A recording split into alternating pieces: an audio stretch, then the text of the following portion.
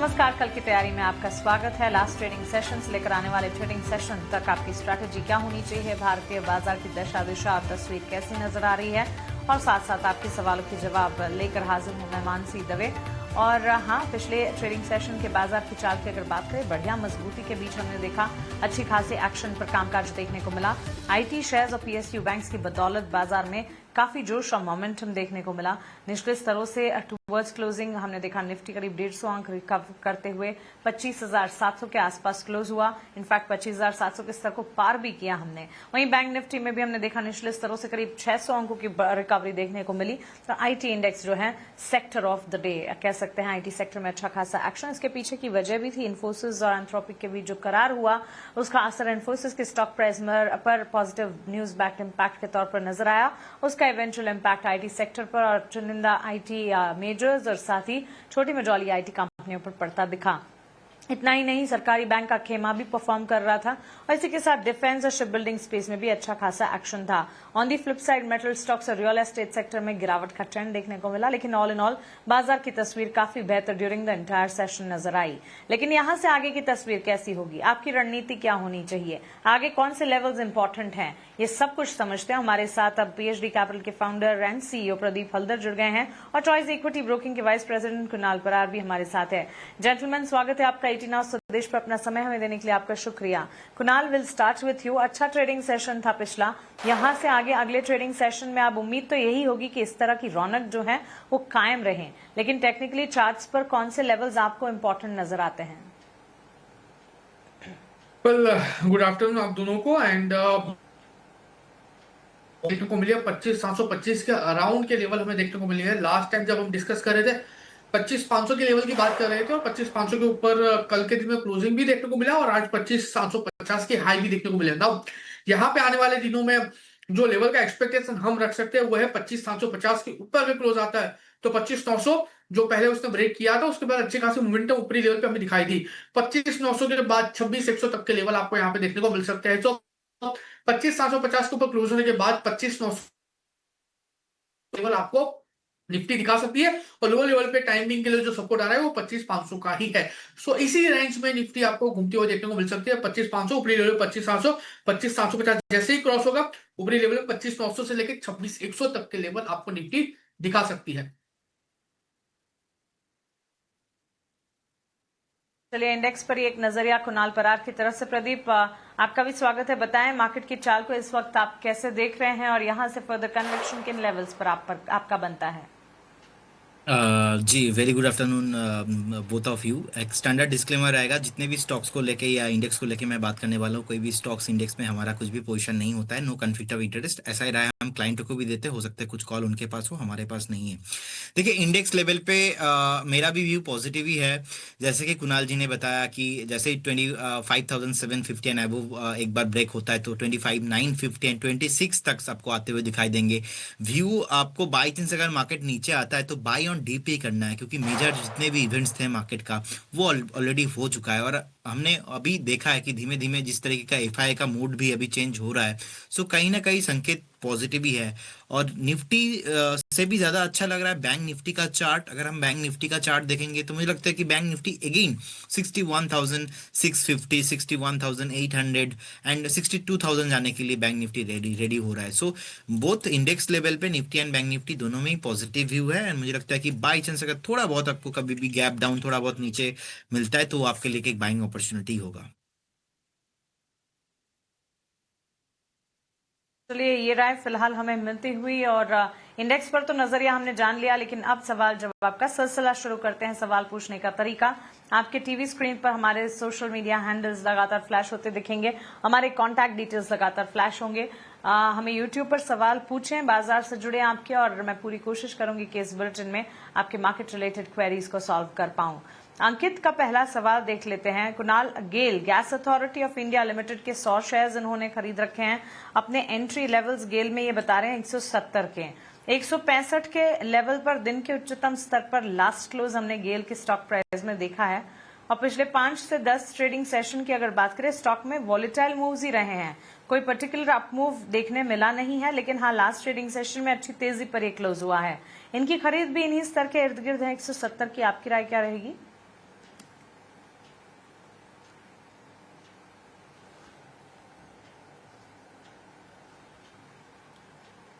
कुणाल से शायद हमारा संपर्क टूट गया है। Pradeep, same question to you. GAIL gas authority of India limited, viewer ने 100 शेयर्स 170 के दाम पर खरीदे हैं। देखिए 170 का परचेस रहा है, 165 का तो प्राइस ही चल रहा है। मुझे लगता है कि बने रहना चाहिए, क्योंकि रिसेंटली हमने मल्टीपल टाइम चार्ट में भी सपोर्ट देखा है 158 159 के लेवल पे मल्टीपल टाइम एक सपोर्ट था। तो आप बिल्कुल बने रहिए। जैसे ही स्टॉक 170 जो आपका बाइंग प्राइस है वो ब्रेक होता है, तो अगेन आपको 182 189 190 तक लेवल आते हुए दिखाई देंगे। So short to medium term positive भी लग रहा है, बिल्कुल होल्ड करना चाहिए। ऑलराइट, तो चलिए ये राय फिलहाल गैस अथॉरिटी ऑफ लिमिटेड पर हमें मिल चुकी है। इस बीच कुछ और सवाल देख लेते हैं। दिनेश महाराष्ट्र से पूछ रहे हैं सवाल। और प्रदीप, L&T फाइनेंस में इन्होंने खरीदारी कर रखी है। एक तो L&T फाइनेंस के लास्ट क्लोज और पिछले परफॉर्मेंस पर एक फोकस कर लेते हैं। स्टॉक में हमने देखा है वॉलेटाइल क्यूज देखने को मिले जरूर हैं, और लास्ट क्लोज की अगर मैं बात करूं, L&T फाइनेंस के स्टॉक प्राइस में 297 करीब 1.5 से 2% की तेजी पर 297 के स्तर पर क्लोजिंग हमने देखी है। हमारे व्यूअर की खरीद जो है 292 के लेवल पर है, 292 के लेवल पर इन्होंने खरीदा है। उन्हीं लेवल के आसपास थोड़ा सा मुनाफा जरूर ये देख रहे हैं। ये 297 लास्ट क्लोज देखने को मिला है। L&T finance and overall finance basket पर आपकी राय क्या होगी? कि ओवरऑल फिनांस बास्केट पे ऑब्वियसली पॉजिटिव ही मेरा व्यू है। और जिस तरीके का चार्ट अभी L&T फिनांस का है, मुझे लगता है कि आपको बने रहना चाहिए। रिसेंटली एक डीप हमने देखा था, 278 तक आया था, एंड 270 पे एक स्ट्रॉन्ग सपोर्ट है। आई डोंट थिंक ये 270 ब्रेक करने वाला है, लेकिन फिर भी स्टॉप लॉस लगाना चाहिए होता है, तो आप 270 पे एक स्टॉप लॉस मेंटेन कीजिए। अगर ब्रेक नहीं करता है 270, मुझे लगता है कि फिर से ऑल टाइम हाई आपको एंड हायर हाई प्राइस आपको पर्टिकुलर स्टॉक्स में आते हुए दिखाई देंगे। ओवरऑल इस बास्केट से देखा जाए तो Shriram finance and Bajaj finance भी मुझे बहुत अच्छा लगता है। प्रोमिनेंट स्टॉक है बजाज फाइनेंस। लास्ट 5 साल 7 साल का डेटा भी देखेंगे तो एक बहुत ही अच्छा बढ़िया रिटर्न भी दिया है, मल्टीबैगर भी हुआ है। सो जिनके पास भी पोजीशन है, मुझे लगता है कि बने रहना चाहिए। बनाकर रखी है तो उस पोजीशन को इंटैक्ट रखें L&T फाइनेंस के स्टॉक प्राइस के लिए। ये राय फिलहाल हमें मिलती हुई। लेकिन इस बीच कुछ और सवाल देख लेते हैं। SBI पर मनोज का सवाल है, छत्तीसगढ़ से लिख रहे हैं। इन्होंने SBI के करीब 180 शेयर्स खरीदे हैं। अपने एंट्री लेवल 800 के बता रहे हैं। वैसे तो प्रदीप, बैंक्स एंड फाइनेंशियल्स में भी काफी अच्छा मोमेंटम हमने लास्ट ट्रेडिंग सेशन में देखा। इनफैक्ट कुछ तमाम पॉकेट्स जहां पर अच्छा खासा एक्शन था, उसमें एक IT और IT के साथ साथ सरकारी बैंक का खेमा भी था। टॉकिंग अबाउट SBI, आधे % के गेन ऊपरी स्तरों से हल्का होकर बंद हुआ है 1213 के लेवल्स पर, 1213 के लेवल्स पर। व्यूअर के लिए राय क्या होगी? इन्होंने 800 के दाम पर खरीद की है, तो मुनाफे पर तो है ये। देखिए first of all congratulation to him, because 800 के आसपास का आपका बाइंग है, बहुत ही बढ़िया जोन पे आपने बाइंग किया है। और अभी अगर लास्ट 4 से 5 साल का डेटा देखेंगे, ऑलमोस्ट जो NPA नॉन परफॉर्मिंग एसेट है ऑलमोस्ट लो पे आ चुका है। सो कहीं ना कहीं बैंक के लिए भी एक अच्छा माना जाता है।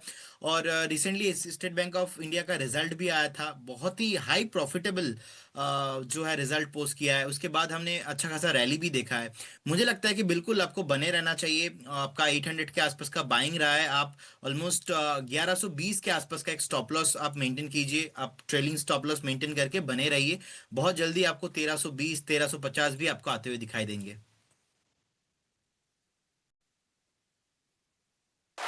ऑलराइट, तो चलिए 1350 के ऊपर के स्तर भी नजर आएंगे। व्यूअर को कॉम्प्लीमेंट हमारी तरफ से, हमारे एक्सपर्ट की तरफ से। अच्छे लेवल पर एंट्री आपने ली है, इन लेवल्स को इंटैक्ट रखें। यहां से फर्दर अपसाइड एब्सोल्युटली विजिबल नजर आ सकती है। SBI की जहां बात की हमने, एक यूको बैंक का सवाल है और 2 जियो फाइनेंस के सवाल हैं जिस पर फोकस करना चाहूंगी।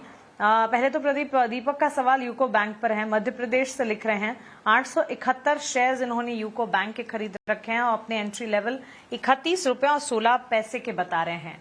यूको बैंक पर इन्हें राय दीजिएगा। उसके बाद जियो फाइनेंस पर हमारे 2 व्यूवर्स ने सवाल पूछे हैं। भरत गुजरात से लिखते हैं, इन्होंने 282 शेयर्स 269 के लेवल पर लिए हैं। अर्जुन ने जियो फाइनेंस के 1000 शेयर्स 292 के स्तर पर लिए हैं। जियो फाइनेंस और साथ ही यूको बैंक पर आपके टेक्स बताइएगा। प्रदीप। जी देखिए, यूको बैंक अभी 28.92 के आसपास का क्लोजिंग रहा है। एंड मुझे लगता नहीं कि यूको बैंक आपको होल्ड रखना चाहिए, क्योंकि लगातार एक सेलिंग प्रेशर जहां पे आप देखेंगे प्राइवेट बैंक इतना चल रहा है। इनफैक्ट पीएसयू बैंक पे भी हमने अलग अलग बैंक देखा इतना चल रहा है, लेकिन वहां पे यूको बैंक एक ऐसा स्टॉक है जो कहीं ना कहीं अंडर परफॉर्मेंस कर रहा है, और कहीं ना कहीं जो थीम है, जो इंडेक्स है, जो इंडेक्स के साथ नहीं चल रहा है। सो कहीं ना कहीं मुझे लगता है कि हर एक उछाल में यूको बैंक को अभी बेचना चाहिए। अभी 28.92 के आसपास का प्राइस है, आप 26 पे स्ट्रिक्टली स्टॉप लॉस मेंटेन कीजिए। 31-32 के आसपास कभी भी मिलता है तो सेल ऑन राइज व्यू आपका होना चाहिए। और अगर हम देखेंगे जियो फाइनेंस का चार्ट, तो जियो फाइनेंस में अभी 262 के आसपास का भी प्राइस चल रहा है। रिसेंटली 295 से एक ब्रेकडाउन आया था, उसके बाद स्टॉक अभी भी 295 को क्रॉस हो नहीं पाया। लेकिन ओवरऑल देखेंगे जिस तरीके का ब्लैक रॉक के साथ जियो का deal and all kind of things and balance sheet भी देखेंगे, so overall long to medium time में अच्छा लगता है। लेकिन प्राइस एक्शंस अभी 262 के आसपास है। 245 250 आने पे आपको एवरेज करना चाहिए, या तो आप बने रहिए बिल्कुल। एक बार यहाँ पे 225 के आसपास का स्टॉप लॉस होना चाहिए। 295 ब्रेक होने के बाद फिर से आपको 320 एंड 330 एंड अबव प्राइस आते हुए दिखाई देंगे। ओके, तो चलिए ये राय जियो फाइनेंस पर हमें मिलती हुई। टैक्टफुली स्ट्रेटेजाइज करना होगा इस स्टॉक को, ये मानना है हमारे एक्सपर्ट का। और साथ ही यूको बैंक पर भी उन्होंने अपनी राय दी। इरकॉन इंटरनेशनल पर फरमान ने सवाल पूछा है। 196 शेयर्स 179 के लेवल्स पर इरकॉन इंटरनेशनल के प्रदीप हमारे व्यूअर ने खरीदे हैं, और 6 महीने का समय है, यहाँ से फर्दर 6 मंथ्स तक ये रुक सकते हैं। पहले तो क्या इस तरह का शॉर्ट टर्म नजरिया ठीक है इरकॉन इंटरनेशनल में, और अगर हाँ तो यहाँ से फर्दर स्ट्रैटेजी क्या होगी प्रदीप, और इनके लिए इंपॉर्टेंट टारगेट लेवल्स क्या हैं? जी देखिए, कहीं ना कहीं उनका बाइंग जो लेवल रहा है वो 196 के आसपास। सो आई थिंक 196 या 179 जो भी उनका लेवल है, उनका बाइंग से थोड़ा बहुत अभी नीचे चल रहा है। सो 135 के आसपास उनको एक स्टॉप लॉस मेंटेन करना चाहिए। अगर हम टॉप से देखेंगे, स्टॉक ऑलमोस्ट 50% से ज्यादा नीचे आ चुका है।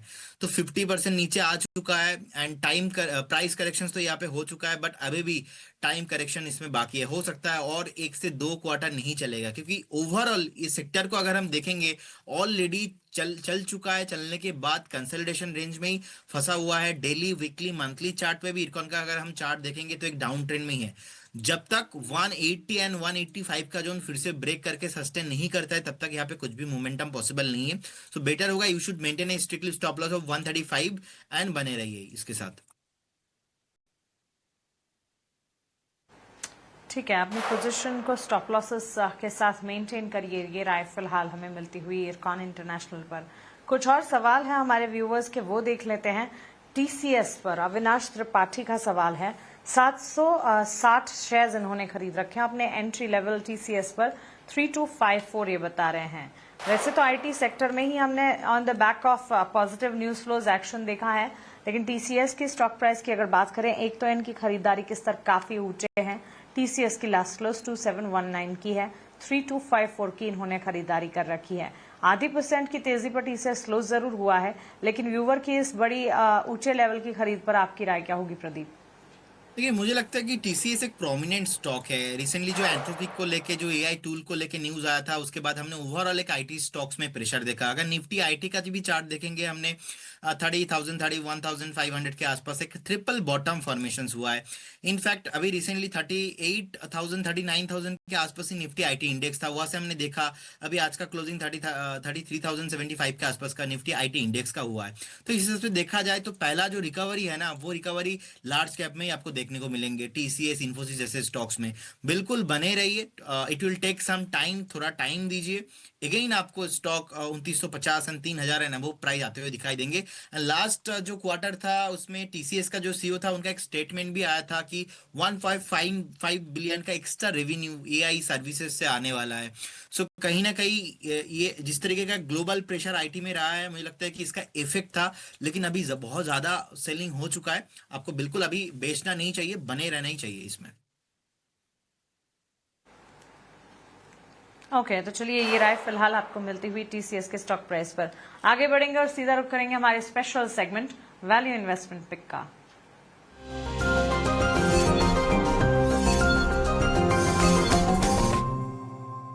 जी प्रदीप, बताएं आज का वीआईपी शेयर या रादर आज के वीआईपी शेयर्स क्या होंगे? जी देखिए, पहला जो आज मैं स्टॉक लेके आया हूँ, कंपनी का नाम रहेगा डायनामेटिक टेक्नोलॉजीज लिमिटेड। इनफैक्ट मैंने स्टॉक को रिकमेंड किया था लास्ट एक हफ्ता पहले भी। मेरा दोनों टारगेट था, दोनों टारगेट ही आया है। फिर से कहीं ना कहीं अट्रैक्टिव लग रहा है। इनका ऑलमोस्ट 19% रेवेन्यू यूएस से आता है, 36% रेवेन्यू यूएस से यूरोप से आता है। तो यूरोप के साथ भी इंडिया का भी डील हो चुका है। इनफैक्ट एयरक्राफ्ट जो मैन्युफैक्चरिंग है यहाँ पे कहीं ना कहीं छूट दिया जा रहा था, और यूएस के साथ कहीं ना कहीं ये डील इंडिया का बहुत बढ़िया हुआ है। स्पेशली अगर इन टर्म्स ऑफ अगर हम एयरक्राफ्ट मैन्युफैक्चरिंग एरोस्पेस को लेके बात करेंगे, तो पर्टिकुलर स्टॉक का रेवेन्यू भी वहां से आता है। एंड इसीलिए आज जब लास्ट क्लोजिंग हुआ था, एक अच्छा खासा बढ़िया मोमेंटम भी हमने चार्ट में देखा। तो मुझे लगता है कि आपका व्यू थोड़ा लंबा लेके चलना चाहिए। 3 से 4 महीने का व्यू है तो आप बाय कीजिए। पहला टारगेट इसमें 11,200 के आसपास होना चाहिए। सेकंड टारगेट 12,000 एंड अबव आपको मिलेंगे। एक स्ट्रिक्टली स्टॉप लॉस आपको 9,650 के आसपास मेंटेन करना है। क्लोजिंग आया था 10,117 के आसपास, तो बाय करने का सलाह रहेगा। सेकंड जो स्टॉक है ये भी डिफेंस काउंटर से ही है। कंपनी का नाम रहेगा बीईएल।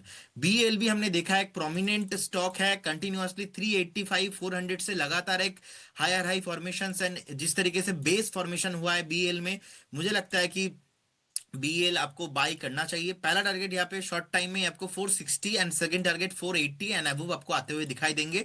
मैक्सिमम 10 से 12 trading sessions, maximum 15 trading session आप वेट करके जाइए। 415 का एक स्टॉप लॉस आप मेंटेन कीजिए। स्पेशली अगर आप देखेंगे जिस तरीके का ओवरऑल डिफेंस सेक्टर में एक सेलिंग प्रेशर है, वॉलेटिलिटी है, उसी के साथ सेम टाइम में बीएल अपने ऑल टाइम हाई के आसपास आ चुका है। सो बीएल का जिस तरीके का ऑर्डर बुक अभी बाकी है, मार्केट कैप भी देखेंगे प्रोमिनेंट है, लिक्विडेट कंपनी है, बाय करना चाहिए।